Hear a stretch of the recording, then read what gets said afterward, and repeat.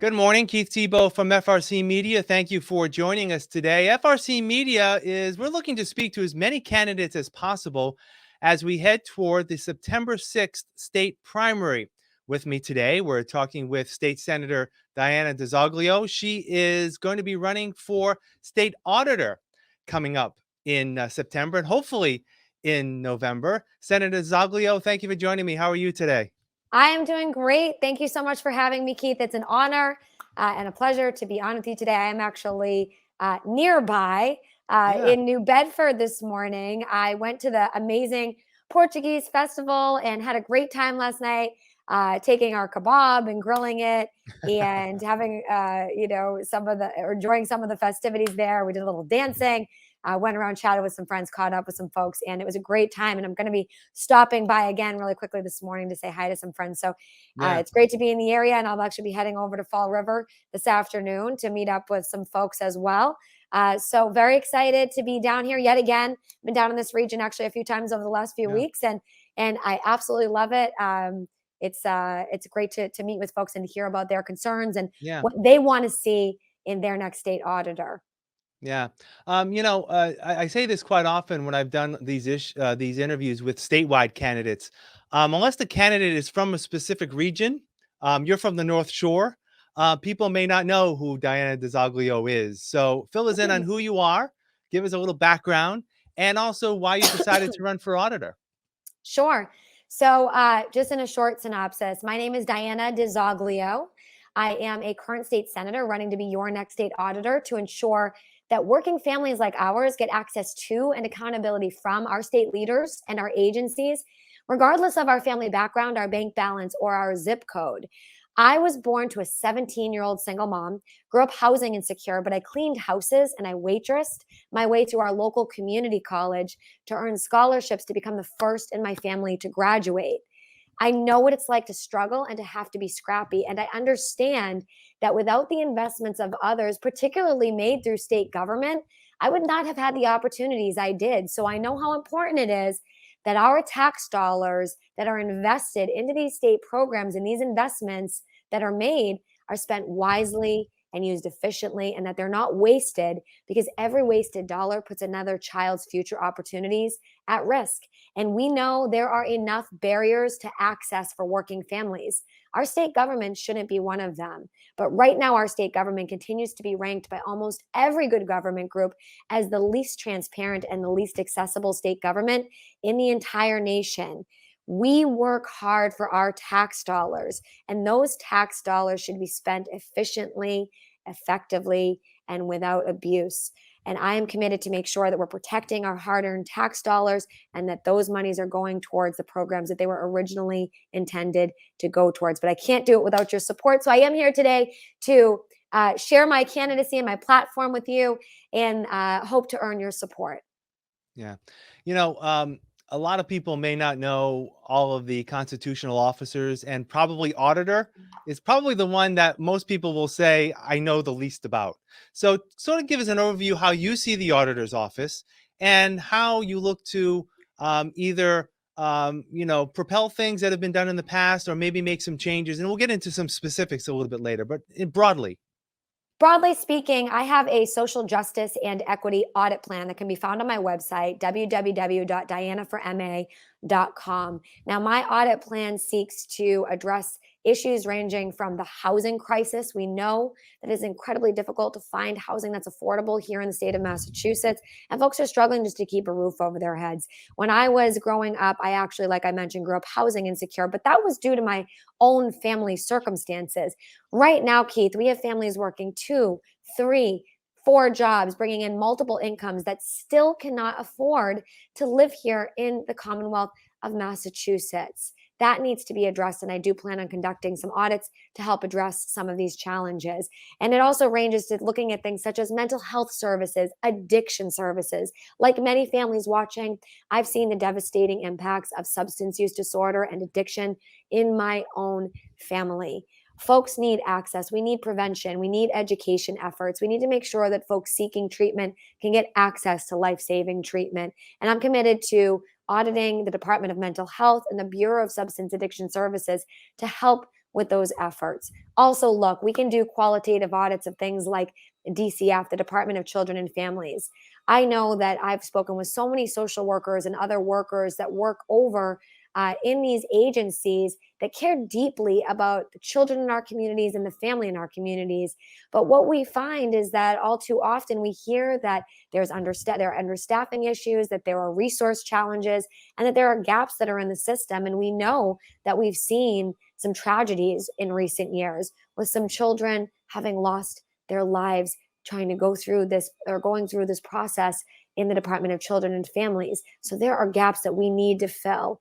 We cannot allow tragic loss of life to occur under our watch. So as state auditor, I'm committed to doing a qualitative audit of the Department of Children and Families to identify not just where we're falling short on financial aspects and funding aspects of the agency, but also committed to auditing the processes and the procedures that are taking place to help make sure that the workers have the resources that they need and that the processes and procedures are actually effective so that the families who are in crisis, who are in need, and those children who so desperately need help from our state government are actually getting the help that they need. So the auditor's office is largely looked at as though it's just an auditing component. I've had people say to me, why would you ever leave being a senator to go be an auditor and count beans in the back room? And I explained, Keith, that the auditor's office is actually one that is meant to be the chief accountability office in the state of Massachusetts, to hold those in power accountable to you, the taxpayer, to make sure that these state agencies are actually operating the way that they were intended to operate. And all too often, we know that that doesn't occur. So we need somebody who has a proven track record of standing up on Beacon Hill, speaking truth to power, regardless of party affiliation, to make sure that our state leaders and our state agencies are held accountable to you so that you're getting the services that you need. That's the role of the state auditor. And I hope that you will take a look at my website, learn more about my social justice and equity audit plan, and I hope to earn your support. Yeah. A lot of people, a lot of things you just said about doing investigations. Some people may look at it, well, shouldn't that be a role of investigation mainly be held in the Attorney General's office? They think that all investigations are necessarily criminal. That's not the case, right? With the auditor and what the auditor can do. The investigations may be financial in nature sometimes, but it may also be procedural in nature as well. That may not necessarily lead to any criminal charges or criminal investigations. Is that right? Certainly. And we work in coordination with the Attorney General's office. So, for example, in the Bureau of Special Investigations, if there are Department of Transitional Assistance, DTA, if there are, different challenges that are occurring in different state agencies where there is, a potential fraud or abuse in the system, if the auditor identifies those abuses, she then refers it over to the Attorney General's office, who then is responsible for prosecution. So there are investigations that obviously take place in the AG's office, but there are investigations that take place in the auditor's office. There's actually an entire unit dedicated to investigations called the Bureau of or the BSI. So Special Investigations Unit. So certainly the auditor does play a role in investigations and in those financial audits with a staff of over 200 folks who help with auditing, who help with making sure that those financial components are addressed. But it goes well beyond that. Think of it more in terms of a quality control manager. We have a conveyor belt with some of these cups, potentially going down the conveyor belt, right? Some visuals might help here. And the state auditor picks up each cup with her staff and says, all right, we're going to inspect this. This one looks good. Okay. Oh, this one has a crack in it, or this one has a hole in it that we need to address. She helps to shine a light on where some of those holes might exist, right, in state government that we can maybe fill. And then works together with the legislature to make sure that those gaps are filled through legislative policy initiatives by advocating for robust funding for some of the different priorities that are identified, and by advocating for policy changes where policy changes might be needed. And I'm so happy to say that I have a 10-year record in the state legislature, first serving as a state representative for 6 years, as a state senator for the last 4 years. And I'm going to take the knowledge and the experience that I've gained from my years of standing up on these issues to my work in the auditor's office to help to make sure that we're not just identifying gaps in the system, but that we're also advocating to effectuate change alongside of my colleagues in the legislature, who I'm so proud to say I have a lot of support from this area.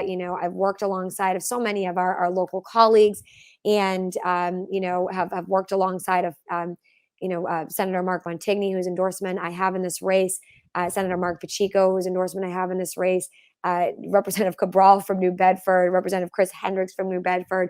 I've worked alongside of my colleagues. I need to give a shout out, since it's Fall River, to my colleague Alan Sylvia, and so many others. Senator Rodericks, who's been working on the budget and making sure to get funds back to these communities. Look, we need to work together to make sure that these funds are implemented in the way that they were intended. We work hard in the legislature to make sure that those funds come back to our local communities for things like public safety, education, healthcare, our transportation needs, our councils on aging, our senior centers, right? And we need to make sure that those dollars are actually being spent where we intended for them to be spent. Yeah. So there's an accountability aspect that comes with the auditor's Yeah. office. And again, with my 10 years of experience, I will know where to look, having gone line by line in the state budget, and get to work immediately. And I'm excited about that. Yeah, a lot of what the auditor's office normally does, you even mentioned it's sort of behind the scenes. It's not a front-facing office as the governor's office would be, the attorney general's office, and even the secretary of state's office. Do you hope to change that in terms of maybe what was done in the past? Again, outgoing longtime auditor Suzanne Bump chose not to run this year. Are you hoping to change how the office is perceived and how it actually in practice operates, to be a little more front facing, to keep people informed and transparent about what's happening in that office? Absolutely. Look, I commend the current auditor for the work that she's done. She brought the work of the office to the next level. And I think it's a responsibility of anybody who seeks an office like this to stand on the shoulders of the person that precedes them and make sure to bring the work of the office to the next level, building upon what's already been done, right? And some of the ways that I want to do that is to audit the state legislature. Right now, as it stands, the state legislature itself, where I currently serve, has actually not been audited for many, many years. Many years. I find that to be something that is incredibly needed, and no agency should go without the accountability that's needed regarding how they're using our tax dollars. As a member of the legislature, I can say, look, we are the least transparent, the least accessible state government in the nation, according to many good government groups, as I believe I mentioned earlier. There are things like not being subject to the public records law, our committee votes not being made public, not having appropriate time to read bills, taxpayer funded NDAs, covering up abuses, harassment, discrimination in our, legislature potentially. And then they have actually in the past, we found I exposed that they did. But this is happening across our state government.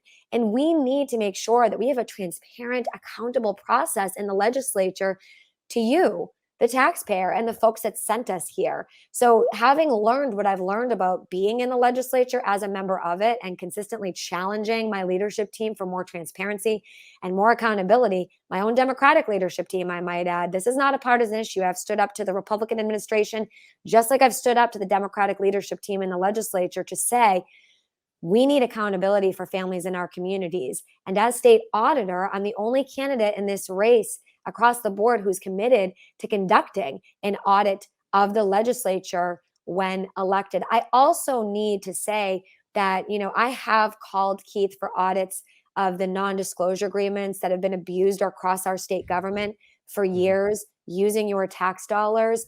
Those calls for audits, the calls for audits that I have put out there have not been actually done. They have not been completed.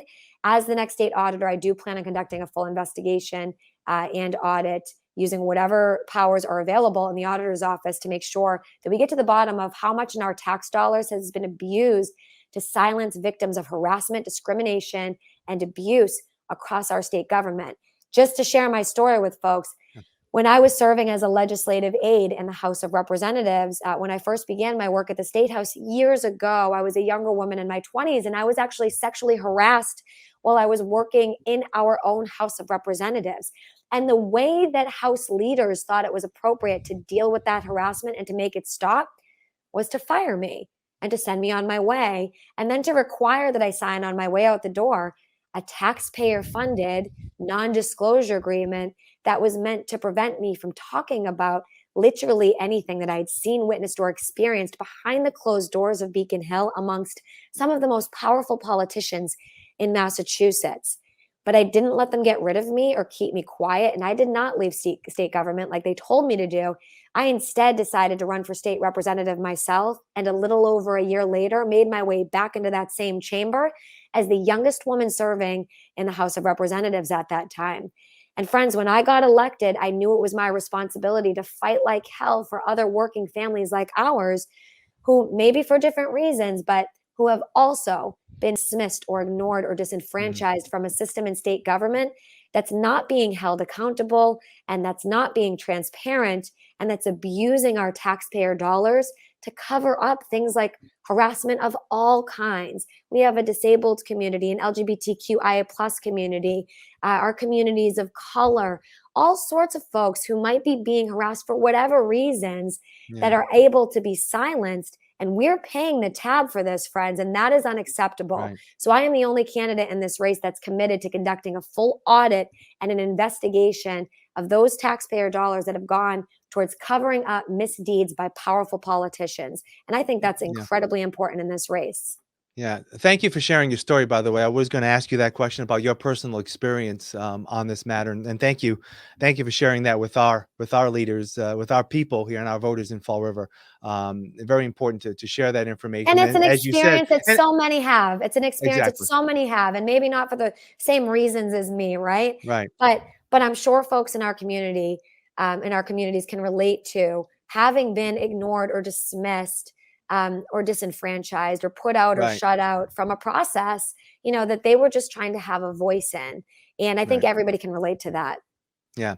A lot of what's on your website in terms of some of the things you'd like to look at as the next state auditor has to do with diversity, equity and inclusion.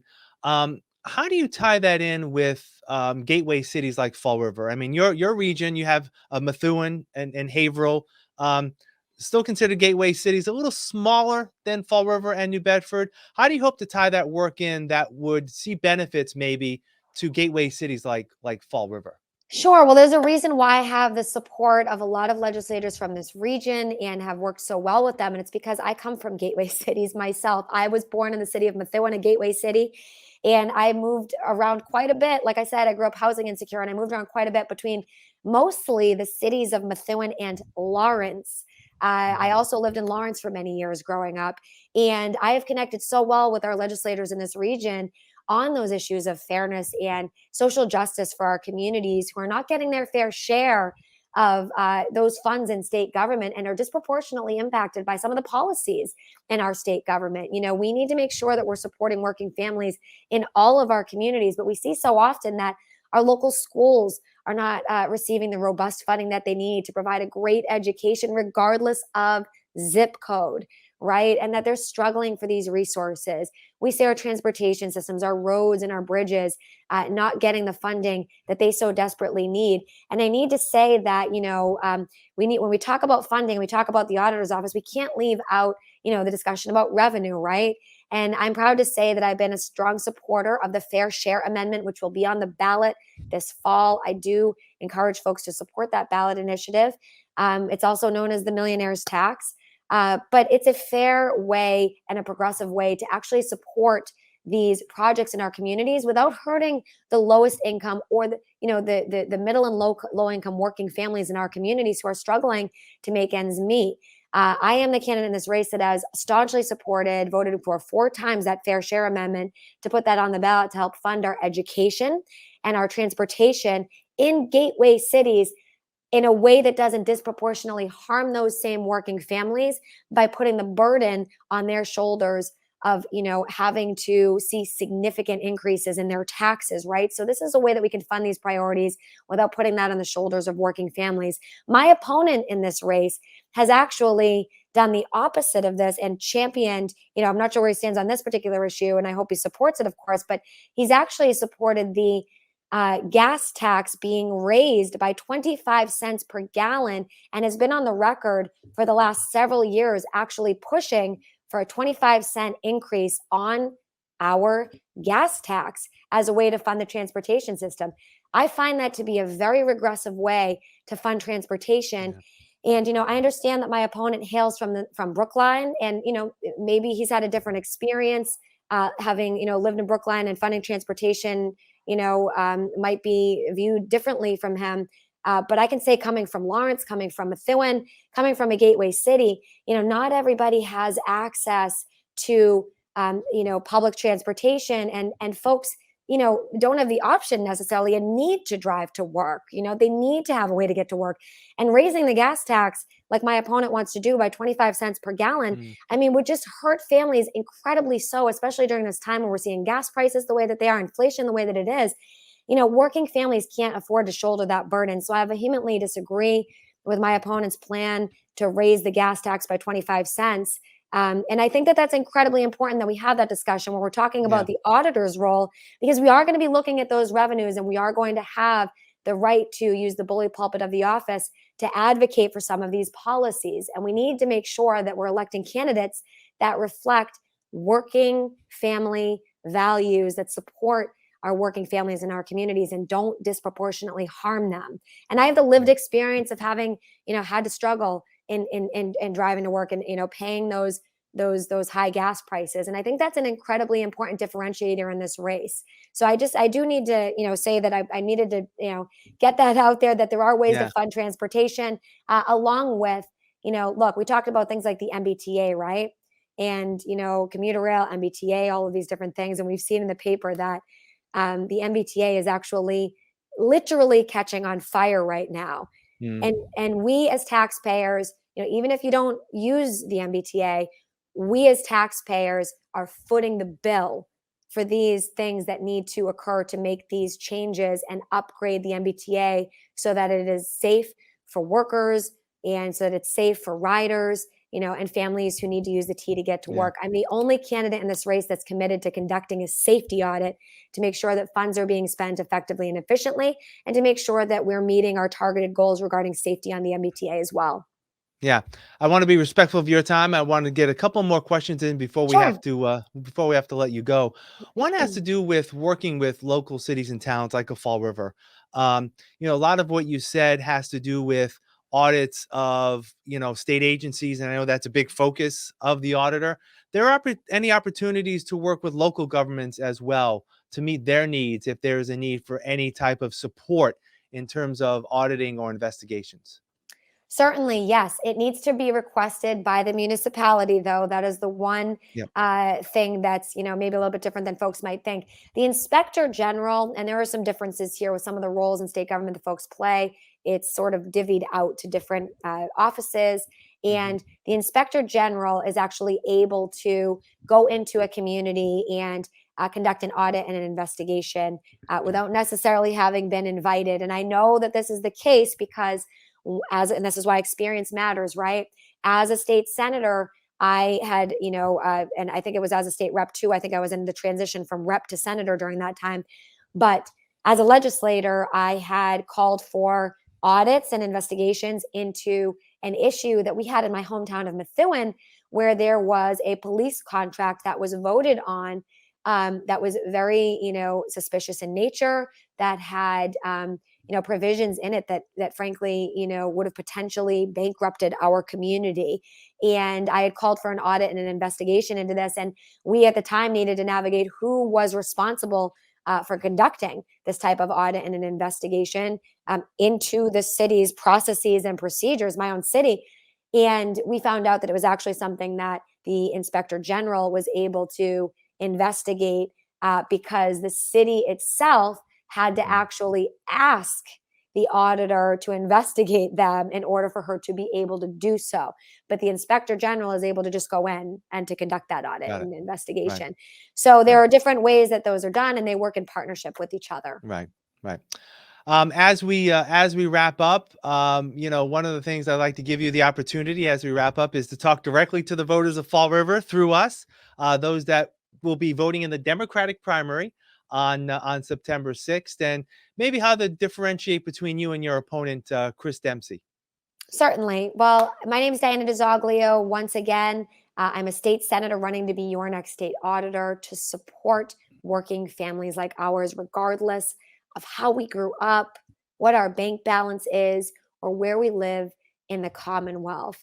I know what it's like to struggle. I know what it's like to work hard for that paycheck, to live paycheck to paycheck, to make ends meet.